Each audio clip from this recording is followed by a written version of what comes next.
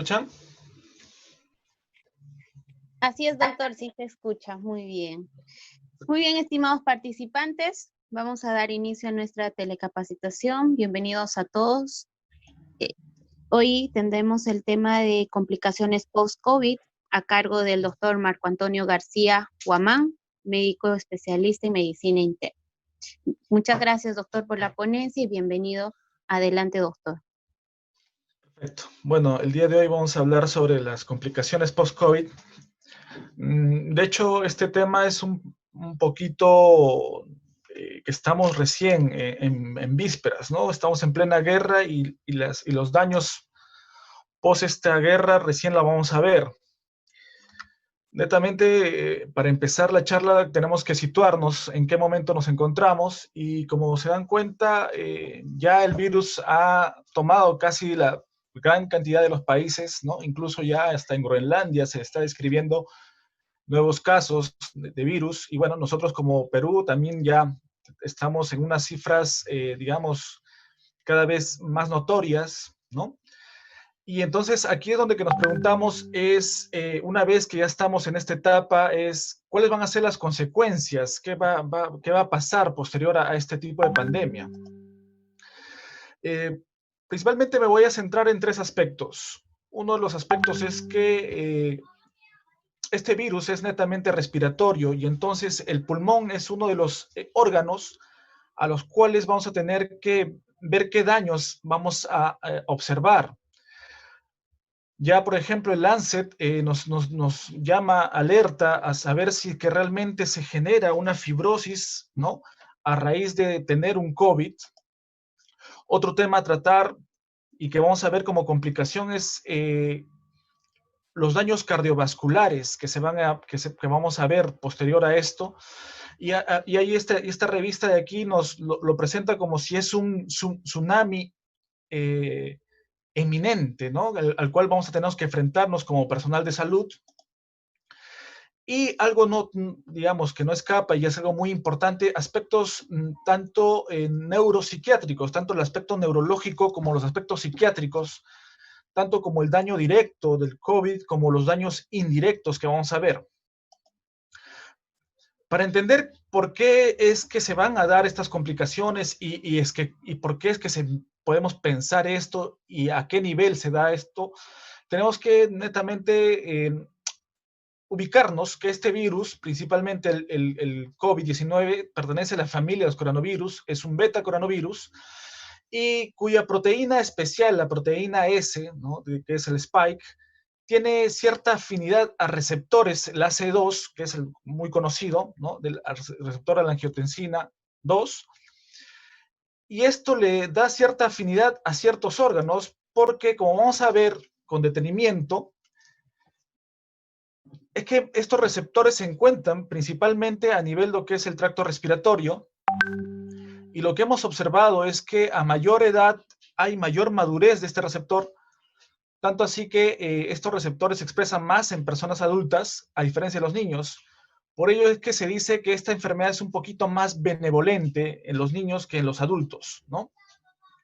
Y hay ciertos factores que hacen que este receptor que se encuentra en mayor proporción en las vías respiratorias, hay factores que hacen que se eleve, ¿no? Como, por ejemplo, enfermedades pulmonares obstructivas crónicas, el cigarro, el asma, la enfermedad de hipertensión también son elementos, situaciones que elevan este tipo de receptor.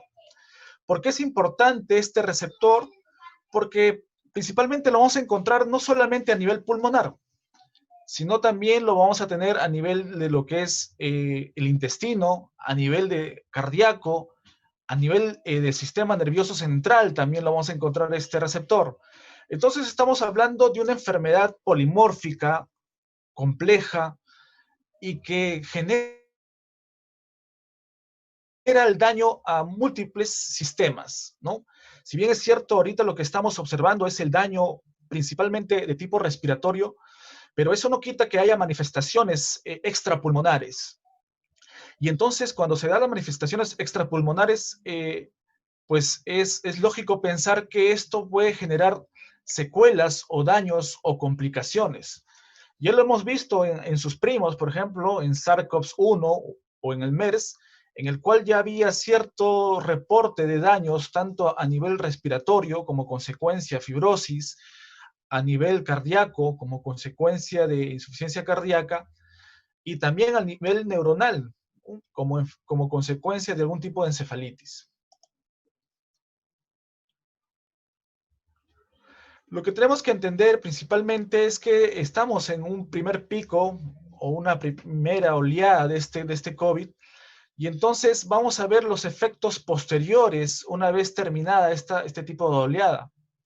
Las consecuencias que ya, por ejemplo, se anticipan en esta revista de Circulation es lo que nos menciona, es que vamos a tener un segundo efecto, en una segunda oleada, en el cual nosotros como personal de salud vamos a ver pacientes con daños de tipo cardiovasculares crónicos en mayor afluencia.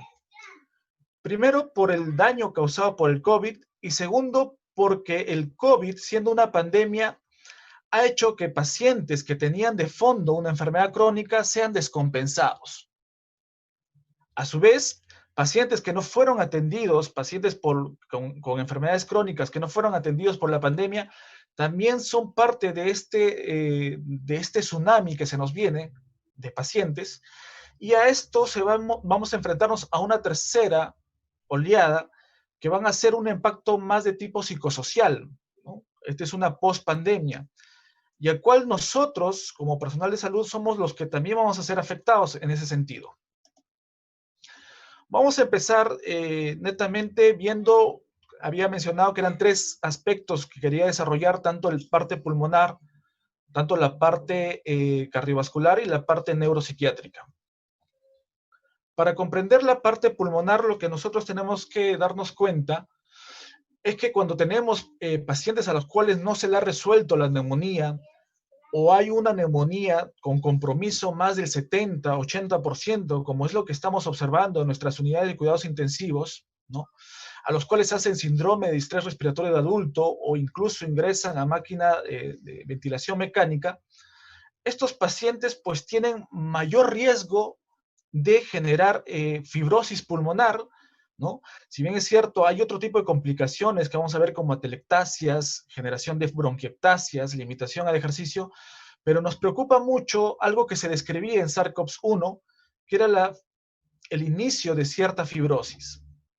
Lo que nosotros observamos principalmente es que cuando ya se genera el daño y la inflamación, ¿no? A nivel pulmonar, vemos ciertas secuelas o daños de esto, ¿no? Esta neumonía, inicialmente, que era una neumonía de tipo intersticial, se va reorganizando y se genera una neumonía de tipo organizativa, de tipo fibrinoide.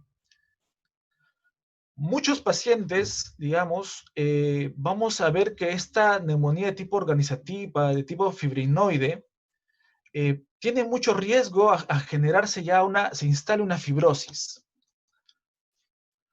¿Qué pacientes son los que están más en riesgo? Pues aquellos que tienen mayor daño, ¿no? Aquellos a los cuales han estado sometidos a una cascada inflamatoria, ¿no? Persistente, y no se le ha dado un tratamiento de tipo antiinflamatorio previo, ¿no? ¿Qué es lo que nosotros observamos? Nosotros ya sabemos, por ejemplo, que cuando hay una activación de ciertas interleucinas, ¿no? Lo que nosotros llamamos como síndrome de liberación de citoquinas o la tormenta de citoquinas, pues se generan ciertas interleucinas, como la interleucina 6, el factor de transformante beta, el factor de necrosis tumoral, ¿no? La interleucina 1, son interleucinas que van a generar el daño, van a generar lo que es la liberación, el edema intersticial a nivel del alveolo, ¿no? Sin embargo, en algunos pacientes no solamente se genera este daño que va a degenerar en síndrome de distrés respiratorio, sino también a la hora de resolver esto, y si no se ha dado un tratamiento antiinflamatorio previo, estos pacientes pueden generar mayor cantidad de fibroblastos y activación de miofibroblastos. Esto como consecuencia va a generar un depósito excesivo de colágeno a nivel de lo que es la membrana extracelular. ¿En qué se traduce esto? La traducción de esto es netamente formación de más cantidad de colágeno y por lo tanto de fibrosis. Entonces la estructura natural de lo que era un alveolo pulmonar pues pasa a ser una estructura más de tipo fibrótica. Por lo tanto, el avance, y si no se genera respuestas adecuadas, que tiene que ver mucho con el individuo y con la terapia que se le ofrece, pues vamos a llegar a una etapa, digamos, de tipo sombría. Como vemos, hay pacientes en los cuales se les genera un daño pulmonar moderado, intenso, ¿no? Y de acuerdo a la edad, de acuerdo a ciertos factores o comorbilidades, estos pacientes pueden resolver esta neumonía, ¿no? Si bien es cierto, se ve ciertas cicatrices, ¿no?, de daño, posguerra, posinflamación, ¿no? Pero esto ya son cambios que se van a ir, digamos, poco a poco, y en el tiempo vamos a ir viendo si son cambios permanentes o no. El riesgo de que nosotros observamos es que hay pacientes en los cuales este tipo de cicatrices que inicialmente pueden ser transitorias, pues vemos que son más de tipo permanente. Y a estas cicatrices permanentes es lo que nosotros denominamos fibrosis. Estamos, digamos, a la mitad de una pandemia. Saber si este tipo de cicatrices van a ser permanentes todavía es una pregunta por resolver, pero ya podemos anticipar que la probabilidad es muy alta porque ya hemos visto en pandemias anteriores como el SARS-CoV-1, en el cual a menor cantidad incluso, sí se generaba ciertas cicatrices permanentes que llamaremos fibrosis. Si bien es cierto, el daño a nivel pulmonar es importante, también tenemos que ver que hay un daño importante también colateral a nivel cardíaco. Depende mucho de la afinidad, como les mencionaba, del receptor AC2, ¿no? Hay personas que tienen mayor compromiso o mayor afinidad del receptor AC2 con el virus a nivel pulmonar y genera la neumonía. Sin embargo, otras personas, por motivos que todavía desconocemos, la afinidad es mayor a nivel cardíaco. Y si esa inflamación que hemos visto en el pulmón, podemos también imaginar cuál es la magnitud de la inflamación a nivel de corazón. Y entonces los daños posteriores a esto se pueden representar muy fácilmente por una miocarditis, una pericarditis e incluso vasculitis. Ya muchos hemos escuchado de la vasculitis de grandes vasos que se ve en niños, a lo cual han denominado enfermedad de Kawasaki. Por ejemplo, es un Kawasaki-like, que es una manifestación. Y esto porque en los niños, aparentemente, y en muy pocos casos, en realidad no es frecuente esto, es una enfermedad muy rara, pero tienen afinidad, no tanto a nivel pulmón, sino a nivel más de tipo, a nivel de vasos, ¿no? Como consecuencia de la miocarditis, de la pericarditis que se da, pues vamos a ver que esto como consecuencia va a generar insuficiencia cardíaca, que esta puede ser una insuficiencia cardíaca aguda, o posteriormente como daño, una insuficiencia cardíaca crónica, y también puede generar ya el debut de arritmias en este tipo de personas. Todos estos daños hacen que esta persona pueda iniciar un cuadro de hipertensión que va a ser de tipo permanente, ¿no? Tres aspectos importantes a nivel cardiovascular, que es lo que tenemos que entender, que hay una inflamación constante, hay una disfunción del endotelio y hay un estado de hipercoagulabilidad, ¿no? Todo estos generan un daño inicial que van a comprometer lo que es el sistema cardiovascular. Incluso este daño, toda esta cascada de daños puede generar una inestabilidad de la placa y puede generar un infarto de corazón. Si el paciente sale del infarto del corazón, más lo que no va a quedar y no va a poder salir es del daño que le generó este infarto, que como consecuencia le genera menos actividad, ¿no?, de tejido cardíaco y por tanto puede generar una insuficiencia cardíaca. Lo mismo sucede cuando esta hipercoagulabilidad, podemos verlo en tromboembolia pulmonar, ¿no? O cuando se daña, hay un daño a nivel de miocardio, generando una miocarditis, que si bien con tratamiento específicos y soporte se le puede aliviar, sin embargo, las cicatrices de esta miocarditis, ¿no?, pueden generar si bien es cierto, una insuficiencia cardíaca, pero también disfunción del tejido cardíaco y por tanto arritmias, ¿no? Entonces, estamos viendo que esta enfermedad, pues nuevamente repito, de tipo polimórfica, no solamente va a generar daño a nivel de lo que es pulmón, sino empieza a generar ciertas respuestas a nivel de todo el cuerpo. Y para no quedarse corto a nivel de lo que es cardiovascular, pulmonar, en realidad puede afectar a cualquier órgano, hígado, intestino, ¿no? Sin embargo, los reportes de casos que estamos viendo en su mayoría es también a nivel de lo que es sistema nervioso central y periférico, ¿no? Como les mencionaba, este virus tiene afinidad por el receptor AC2. Este receptor AC2 se ubica muy bien en lo que es las células olfatorias, ¿no? Y es por ello que inicialmente este neurotropismo a este nivel genera uno de los síntomas ya conocidos como anosmia, ¿no? Sin embargo, en algunas personas no solo se detiene a este tipo del bulbo olfatorio, sino que por neurotropismo puede invadir otras estructuras, ¿no? Ya sea la meninges, ya sea otras neuronas, ¿no? Generando repercusiones a este nivel que podrían ser algún tipo de encefalitis, ¿no? Estas encefalitis pueden ser daños de tipo agudo, principalmente, pero también puede generar daño secular. En la gripe española se hablaba mucho que después de años de esta gripe, se empezó a observar un fenómeno que se denominaba encefalitis letárgica, ¿no? Que consistía en pacientes con mucha somnolencia, con mucha apatía, ¿no? Y que finalmente terminaban con síntomas de tipo parkinsoniano, ¿no? Nos, los investigadores también tienen mucha sospecha de que este tipo de cuadro o encefalitis de tipo letárgica pueda ocurrir en años con este COVID, dada, dada los daños que observamos, ¿no? Entonces, para ver cómo es que se genera el daño a nivel sistema nervioso central, podemos pensar que se da de una forma directa, es a nivel de receptor AC2, de una forma por liberación de citoquinas que generaba una inflamación persistente y esto un tipo de encefalopatía. Y también lo que vamos a observar es ya algo más tardío, la generación de ciertos epítopes. Epítopes que son muy similares a ciertas neuronas, ¿no? Tanto a nivel periférico como a nivel central.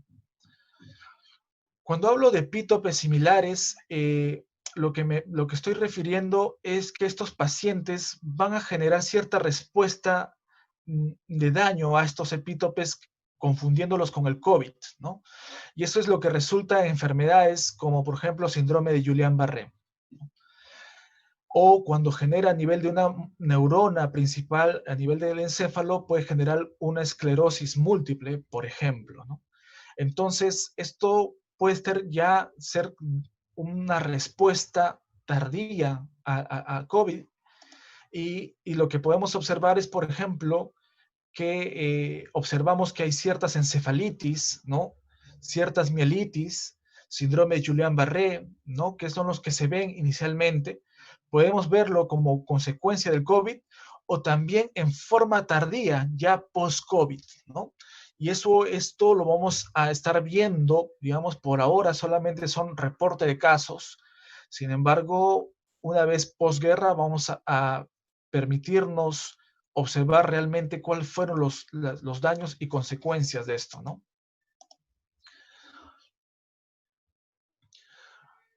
Aquí, por ejemplo, mencionarles que ya como les mencionaba, ¿no? Hay un reporte de casos, síndrome de Guillain-Barré, ¿no? Eh, se le está catalogando como una nueva emergencia post-COVID.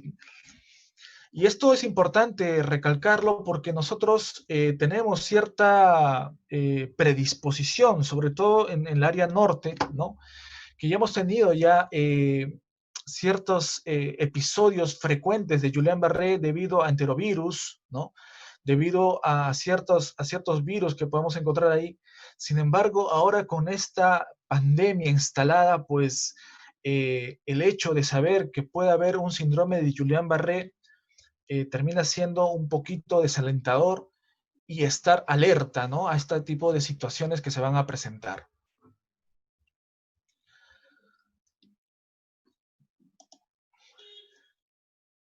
Hay ciertas conclusiones que hay que resolver, todavía quedan muchas preguntas por resolver. Por ejemplo, eh, estamos en plena de la primera oleada, y en la segunda oleada, como mencionaba, eran las enfermedades crónicas las que vamos a estar enfrentándonos, y en un tercer evento, no tanto que vamos a estar atentos nosotros, es el aspecto de tipo psicológico a nivel de la salud mental, ¿no?, del personal de salud.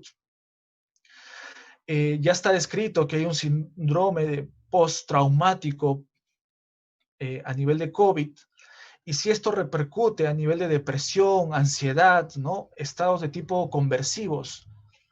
Por ahora son solamente anécdotas que se está reportando. Sin embargo, ya tenemos información descrita anteriormente en el SARS-CoV-1, por ejemplo, que había muchos cuadros de ansiedad y depresión en personal de salud, por ejemplo, o en personas que estuvieron mucho tiempo hospitalizadas o en ventilación mecánica. ¿Esto puede suceder con el COVID? Pues sí, es una de las cosas que tendremos que resolver y estar atentos. Lo importante de esto es seguir día a día la evolución de la epidemia en el mundo, principalmente seguir manteniendo las medidas de prevención y distanciamiento, ¿no? Detectar los casos nuevos, identificar sus contactos es importante ahora en este tipo de pandemia. Todo esto resulta importante porque vamos a ver que a mayor daño sistémico por COVID, pues vamos a ver qué son las secuelas a nivel de todo órgano que vamos a estar enfrentándonos, ¿no? Y lo más importante es la información veraz y rigurosa, ¿no? Saber qué tratamiento es el más efectivo, cómo podemos controlar estas complicaciones, ¿no? Y cómo podemos prever y evitar, ¿no?, netamente, si es que se presenta algún tipo de situaciones como estas que estamos narrando, ¿no? Gracias. ¿Alguna pregunta?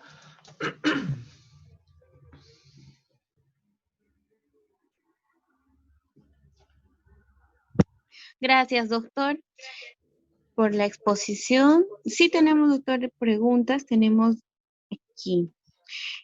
La doctora Antonieta Vegaso. Doctora, le estoy habilitando el micro.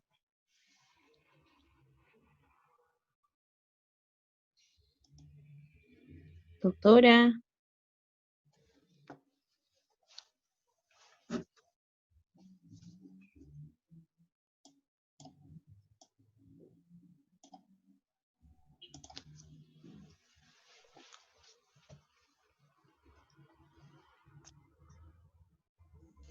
Muy bien, estimados participantes, ¿alguien desea realizar alguna pregunta, consulta, compartir alguna opinión? En caso que no tengamos preguntas, vamos a dar por concluido la charla. Muy bien, no habiendo preguntas.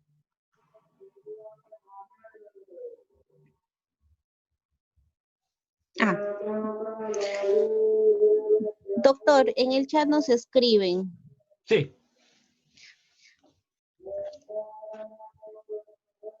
Muy bien, nos dicen.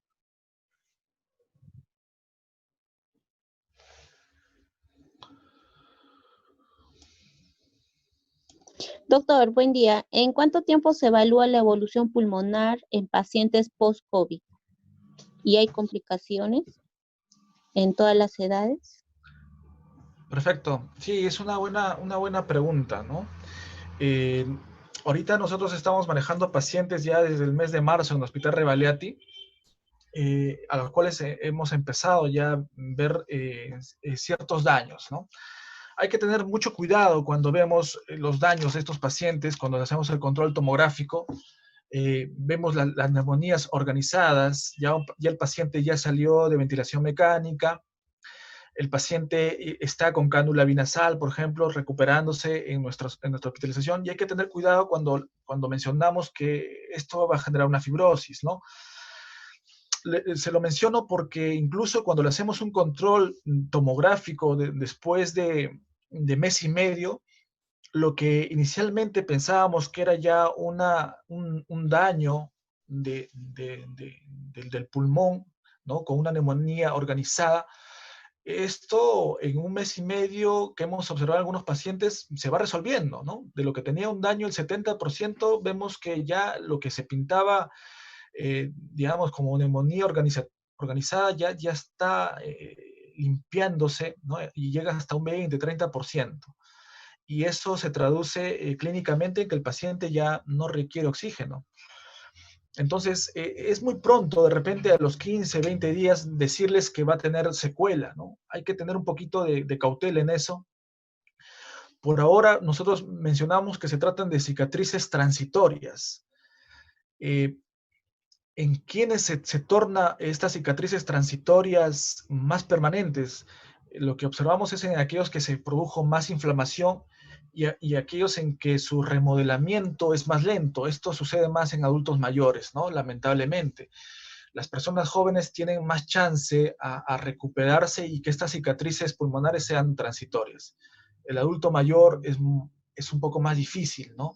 Lo que el pronóstico a la larga vamos a observar que en unos años, pues estos pacientes van a ser enfermedades ya de tipo crónicas, ¿no?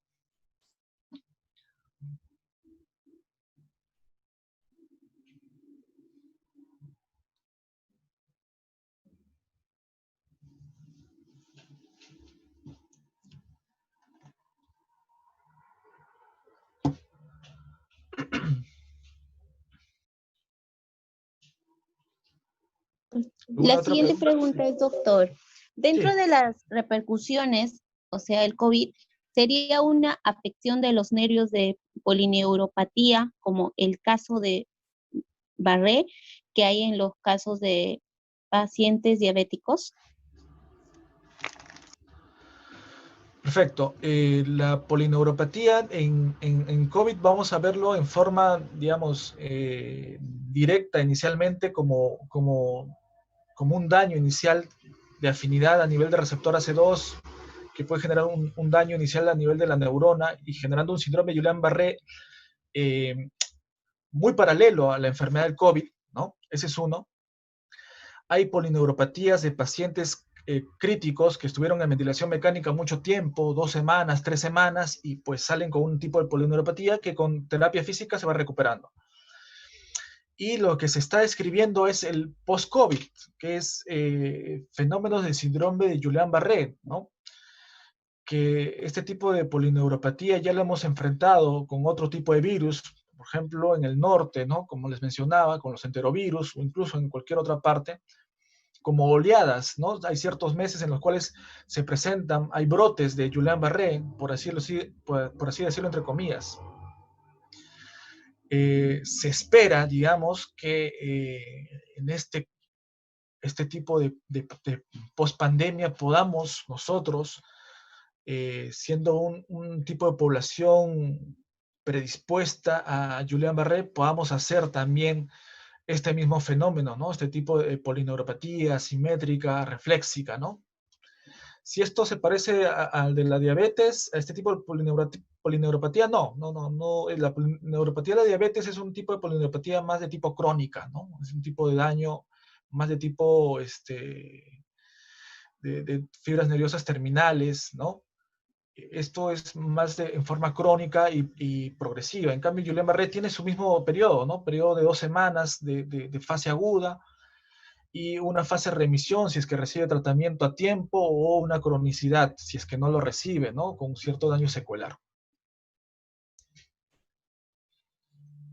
Bien, doctor, gracias. Hay otra pregunta que dice, ¿cómo afecta el COVID a personas con enfermedad autoinmune?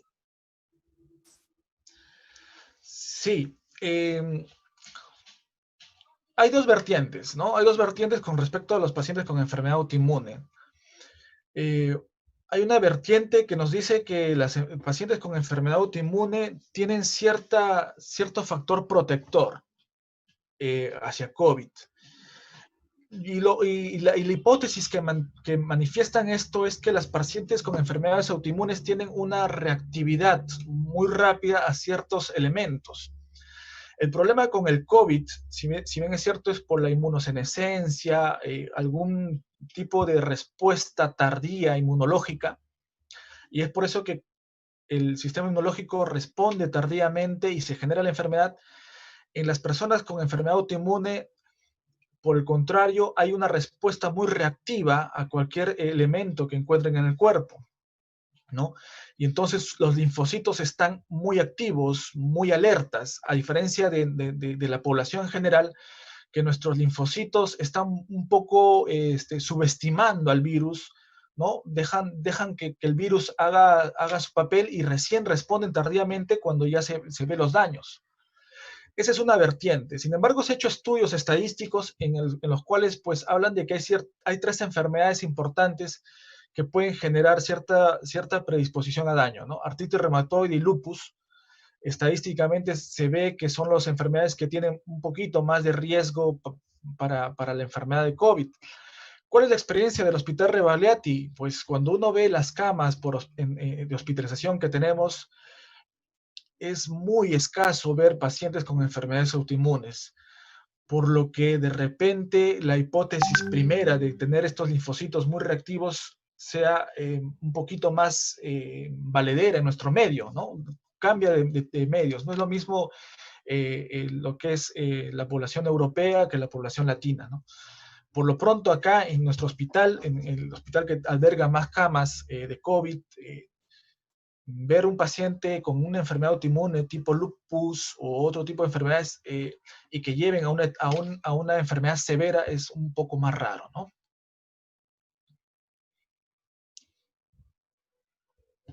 Gracias, doctor. Hay otra pregunta. Dice, en relación al síndrome de Guillain-Barré, ¿la certeza de posible riesgo de contraerla es inmediato? ¿En qué porcentaje podría ocurrir? Y si ya hay registros de casos, ¿es más en mujeres y hombres? Muy bien. Eh, Nosotros como población, sobre todo en la zona norte, tiene cierta mayor predisposición. Zona norte me refiero pues Chiclayo, Trujillo, ¿no? Piura. Tiene mayor predisposición a una respuesta autoinmune. A esto se llama síndrome de Guillain-Barré, ¿no? Se parece mucho el HLA, ¿no? Este tipo de componente genético, mucho a la población china, ¿no? Este tipo de HLA hace que esta población sea muy predispuesta a este tipo de enfermedades. Ya lo hemos notado, por ejemplo, cuando se ve estos brotes por enterovirus, por ejemplo, ¿no? Que esta población hace mucha este tipo de respuesta. Hay una sospecha alta. Nosotros pensamos que sí, probablemente, no en este momento, pero de repente para los meses de verano puedan haber brotes de Guillain-Barré en esta zona norte inicialmente, ¿no? Sí se están describiendo en el Hospital Mogrovejo, por ejemplo, ya se está viendo, lo que es el Hospital Mogrovejo es un hospital netamente de tipo neurológico, y se está viendo pacientes que tienen prueba rápida positiva y están viniendo por síndrome de Guillain-Barré, ¿no? O sea, sí, ya se está viendo en nuestra población. Se ve más en el Mogrovejo porque es un lugar al cual se refiere, de referencia, ¿no?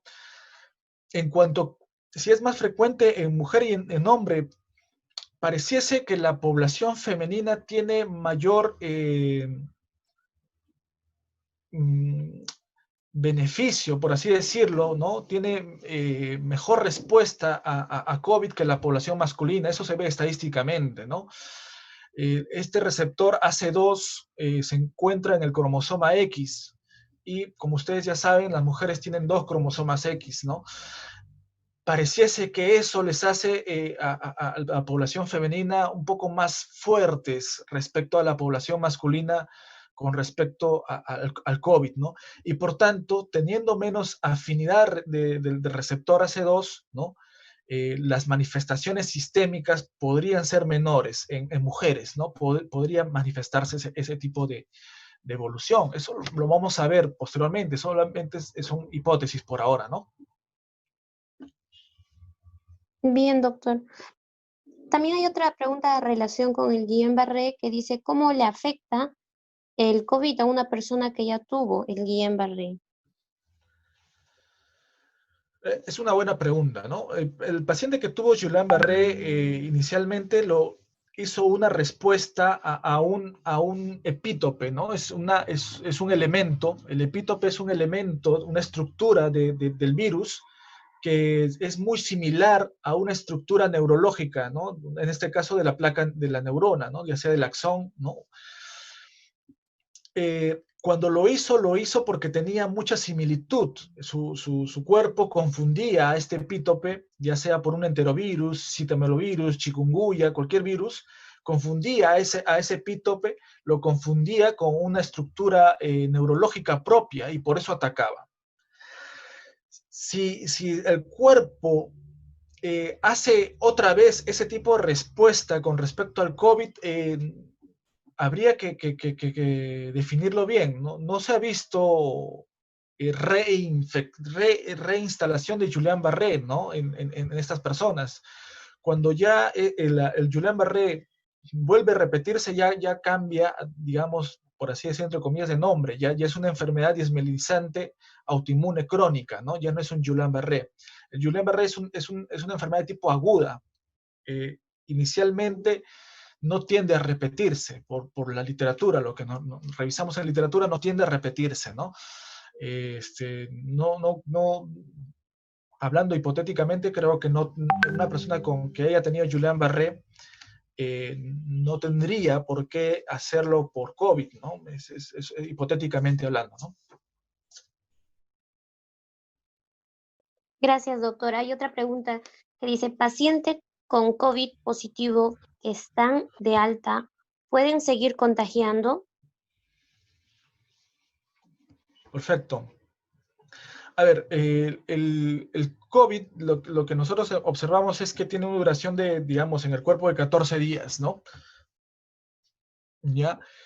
Cuando hace una neumonía severa, el COVID, la neumonía severa que lo hace es no tanto por la presencia del virus, sino porque este virus ha generado una respuesta exagerada del sistema inmunológico.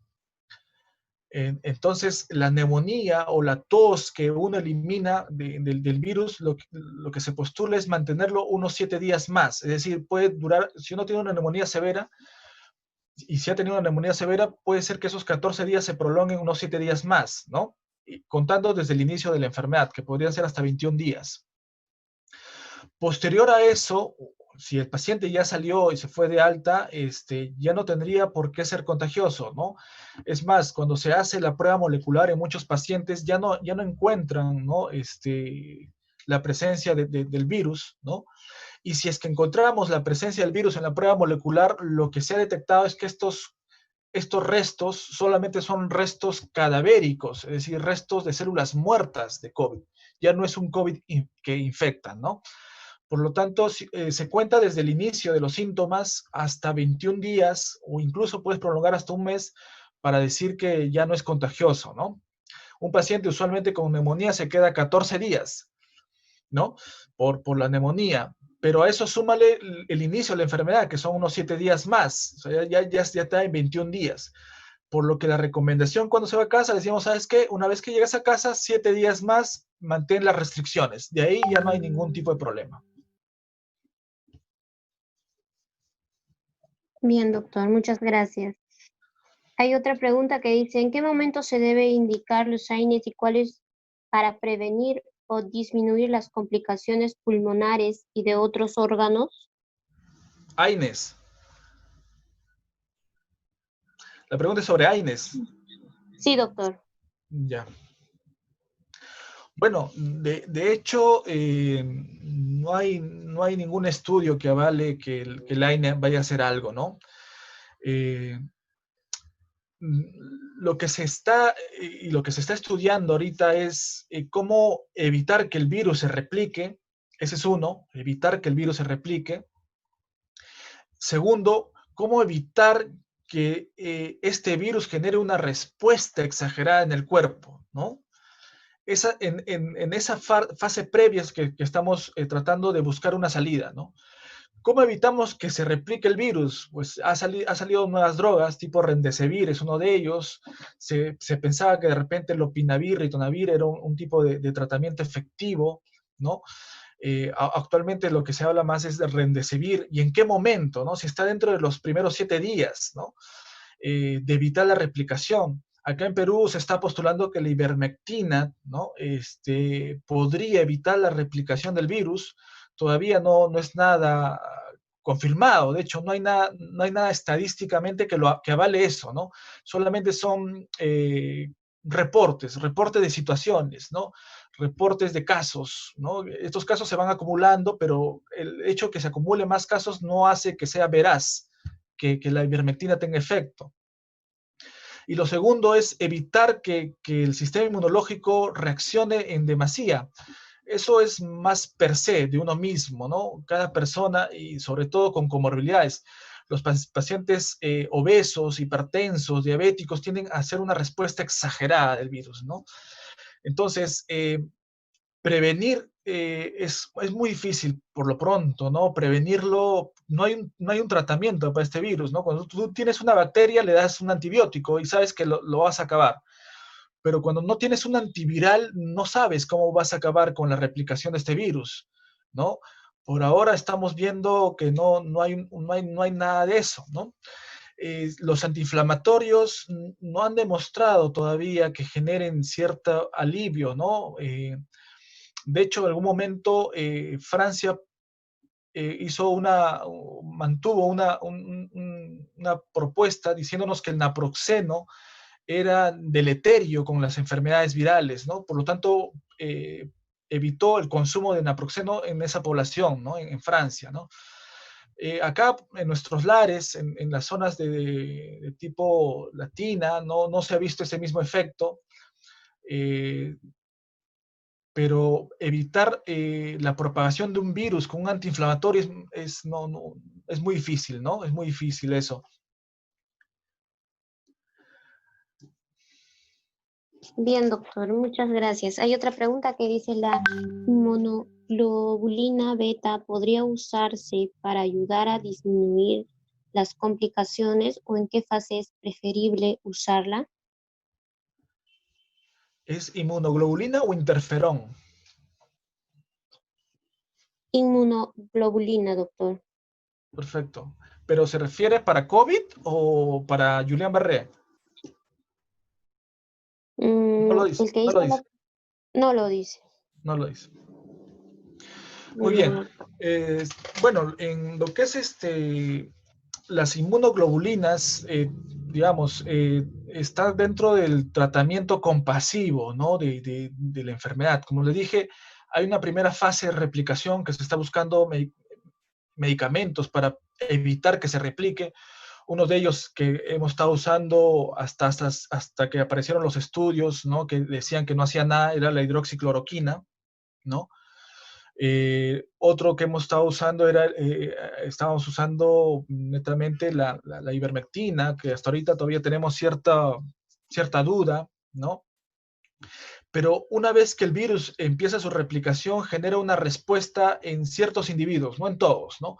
Por eso que hay poblaciones que no hacen solamente síntomas gripales y hay una población más pequeña que hace neumonía, ¿no? Tiene que ver mucho con el estado inmunológico de la persona. Y cuando hacen la fase dramática, el síndrome de liberación de citoquinas, la tormenta de citoquinas, empieza a haber un daño a nivel del cuerpo que se traduce en síndrome de estrés respiratorio de adulto, que puede generar muchos otros efectos colaterales a nivel del corazón, de hígado, riñón. Y ahí es donde que empezamos a ver qué tratamiento damos. Uno de los tratamientos que se estaba optando era el tocilizumab, ¿no? En el Hospital Revalidati hemos estado usando tocilizumab como medida compasiva, tratar de evitar esta cascada inflamatoria, ¿no? Y tratando de buscar un beneficio. Dentro de esta búsqueda también se ve que lo que es inmunoglobulinas podría estar como tratamiento, plasmaféresis, inmunoglobulinas, como tratamiento de tipo compasivo, ¿no? Por lo pronto, es solamente un tratamiento compasivo, no hay nada todavía fehaciente en su uso, ¿no? Si es que uno sospecha el COVID, ¿no? Ahora lo que estamos tratando de observar es si es que el plasma del paciente convaleciente pueda tener algún beneficio, ¿no?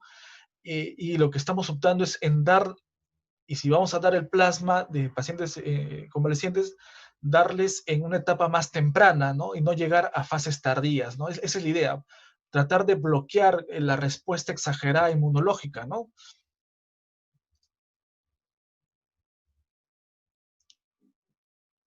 Ok, doctor, muchas gracias. Ahora, última pregunta, doctor. Usted mencionó que el daño ocurre por la inflamación. ¿Qué medicación se usa para disminuir dicha reacción inflamatoria y en qué momento se usa? Por favor, gracias. Estuvo clara su exposición. Hay varias fases del virus, ¿no? Y esto hay que tener mucho cuidado con esto, ¿ya? Porque estamos viendo ciertos manejos terapéuticos inadecuados respecto a las recomendaciones, y es lo que quiero enfatizar aquí. Hay varias fases del virus. Una fase replicativa, que dura unos 7 días, es una fase de replicación del virus, donde que uno empieza a tener o puede presentar anosmia, puede tener síntomas gripales, ¿no? O puede tener dolor de cabeza, cefalea, tos, ¿ya? Esos 7 días duran esta fase de replicación del virus. Una vez que esta replicación del virus genera una respuesta, es decir, después del día 7 genera una respuesta en el cuerpo. Esta respuesta en el cuerpo depende de cada individuo. Hay individuos que no responden, digamos, en forma exagerada, pero hay individuos que responden en forma exagerada, ¿no? A esta respuesta exagerada por la activación de macrófagos se llama síndrome de liberación de citoquinas. En este momento, en esa fase, es que se ha demostrado que el uso de la dexametasona de 6 miligramos puede tener beneficio a partir de ahí. Estamos hablando de la fase 2B, ¿ya? A partir de esta fase 2B para adelante, incluso síndrome de distrés respiratorio del adulto, e incluso en paciente ventilado, es que se ha demostrado que la dexametasona es un medicamento que ha tenido beneficio. Se le está comparando su uso con tocilizumab, con anakinra, ¿no? Con otro tipo de tratamientos para ver si si es mejor o no. Pero por ahora, el que ha resultado con menor mortalidad en estos pacientes y mejores tasas de altas es la dexametasona. Les refiero a esto porque es en la fase 2B que se debe dar la dexametasona y no en la fase inicial de replicación. Si tú das en la fase de replicación la dexametasona, lo que haces es que esta replicación sea exponencial, ¿no? Entonces yo estoy viendo mucho pacientes que tienen una tos y le están dando dexametasona de inicio. Ese es un error, digamos, incluso que puede generar daños muy certeros, ¿ya? No debería darse ni como ampolla ni como tabletas en el inicio de la replicación del virus, no. Tiene que estar el paciente recién en una fase 2B, en una fase, digamos, más de 7 días, por lo menos, de enfermedad, ¿no? Para poder dar este tratamiento. Usualmente nosotros lo damos teniendo como prueba algún marcador inflamatorio tipo PCR o algún marcador de imágenes tipo tomografía, pero antes no. Y estamos viendo que a veces se está recomendando el uso de dexametasona antes. De verdad que eso es peligroso porque si, como te digo, la dexametasona hace que el virus se replique en forma exponencial y por tanto va a encender la pradera, que es lo que nosotros denominamos cuando hay daño de pulmón, va a encender la pradera en forma dramática, ¿ya? Si hay algo que llevarse de esta charla es no usar la dexametasona al inicio de la enfermedad. Bien, doctor Marco, muchas gracias por las respuestas y por la excelente ponencia del día de hoy. Si no hay ninguna otra pregunta más, damos por finalizada esta telecapacitación.